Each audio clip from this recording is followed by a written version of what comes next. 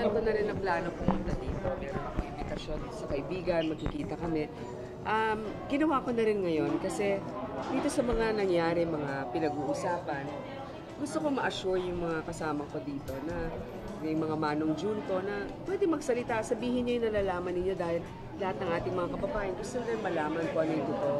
Siyempre, yung nagsishare din sila ng mga experience, yung mga bali-balita ba, yung mga alam nila tungkol sa akin, mga iba't ibang teorya. Sabi ko naman, naku, nagiging pambansang ano na ito, paghahanap. So maganda naman dahil si Mayor Jed actually, distant relative din ng mom ko yan eh.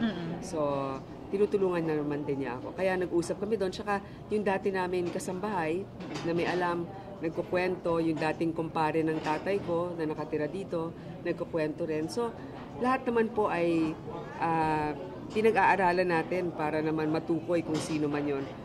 Kung sakasakali, pero kung hindi naman, okay rin. Ang importante ay at least nakabalik ako dito at nakausap ko sila.